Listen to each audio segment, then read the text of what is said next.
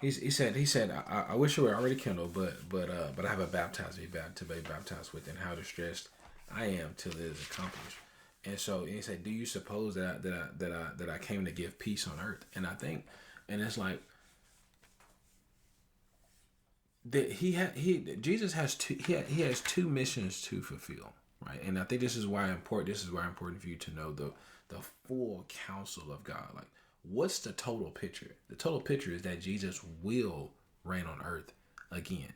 He will fully subdue all of mankind. I was in the right place. And he will fully subdue all of mankind, and he will have his kingdom on earth, and that's the kingdom that will be the kingdom of peace. But in order for him to do that, he had to first bring justification into mankind again, so that we have the opportunity to come back into dominion with him.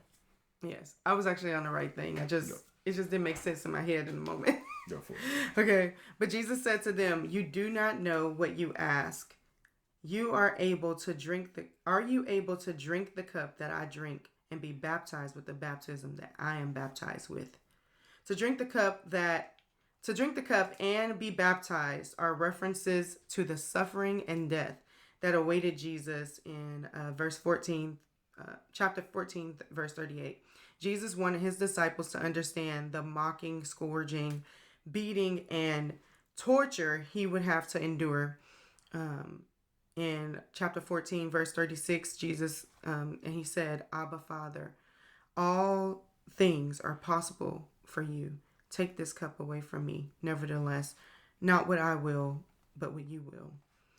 Abba is what a little child would call his father. Jesus' relationship to his father was close and tender. In addition to the term "our," this cup foreshadows Christ's impending death. Chapter 10, verse 38. The cup figuratively holds the judgment of God for the sin of the world.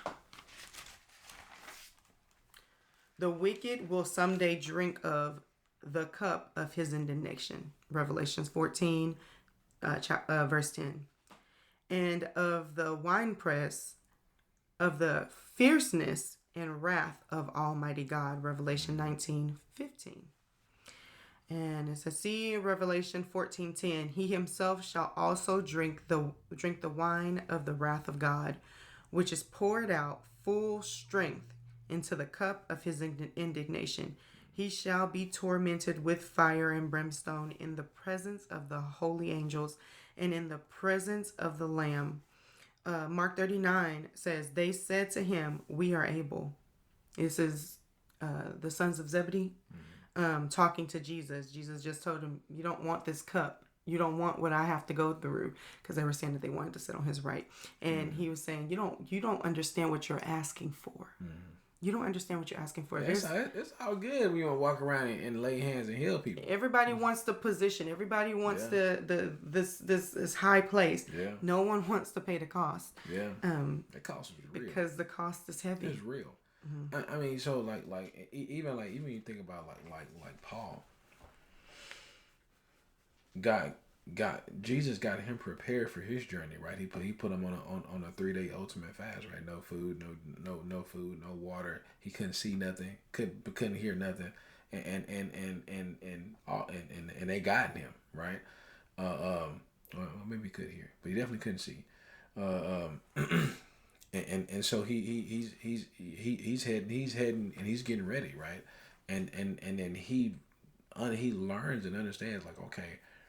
He persecuted Christians, and the mission that he has is gonna be pretty brutal, right? And like everybody gets all excited about Paul, but man, Paul laid it down. He got beat 17 times and all kind of stuff. Yeah, most of his writings he was in prison.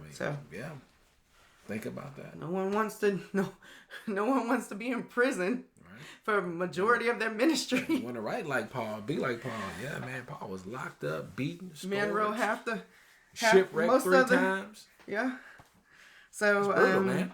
But he wrote most of it in prison. So that's not fun. No one wants to go through that, you know. Think about that. I don't want to spend a day in prison, let alone years.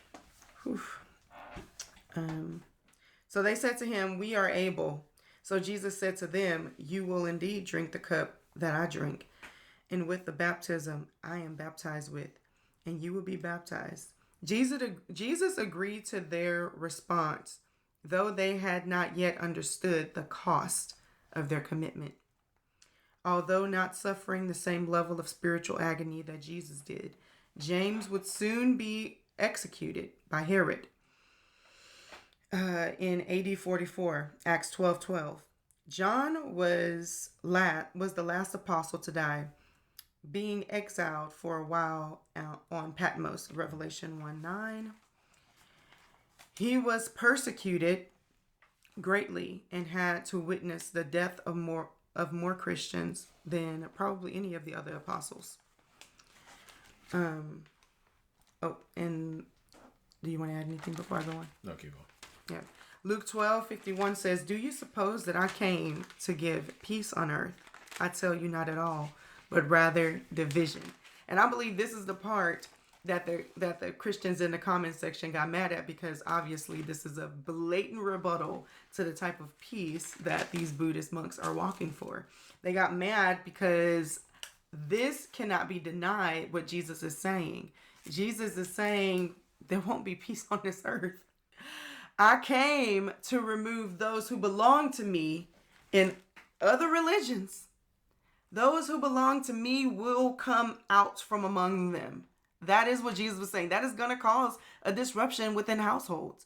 That is going to cause a disruption within religions and traditions and all other things. And so he came to separate. He came to separate his sheep from the goats. And that's a reckoning that many don't want to think about. Many don't want to talk about. It's easy to condemn a Christian who only speaks the truth and puts out the scriptures and don't even put their own opinion with it. It's easy to condemn them and say that they're wrong, they're misinterpreting the word, whatever the case may be. But at the end of the day, are you willing to look inside and say, what are my motives? What do I believe and why? What is my foundation? And where did that come from? Everything we believe culturally is shaped from adolescence all the way up. So if in your culture something is normal, but biblically it's not, where do you draw the line?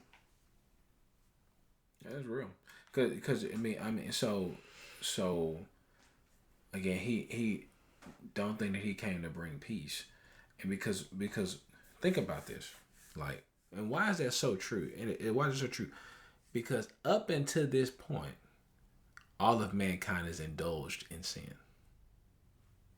They've created cultures around their sin, right? Mm-hmm. We've created cultures around our sin and comfortable in it, on a highway to hell.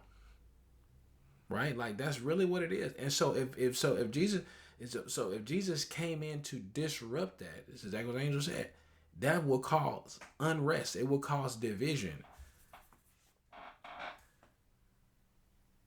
It will cause division. It will cause hatred, because why are you not doing like why are you not doing what everybody else is doing? This is what we do. This is what we do.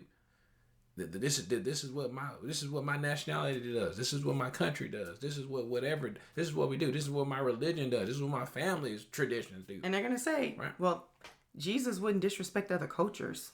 It's like, well, no, he would, because he was. That's what he did. Because think about it, he was in the midst of a Greek-based culture that had a whole lot of deities, and they put their sin on full display. And so you had Jesus telling his disciples, look over there. And upon the gates of, it said that the kingdom of heaven suffers violence, but the violent take it back by force. But he also said that upon this rock I'm gonna build my foundation, and the gates of hell won't prevail. Looking at the gates of hell, and the gates of hell was an area, a place of a false religion doing their worship. He wasn't respecting their religion.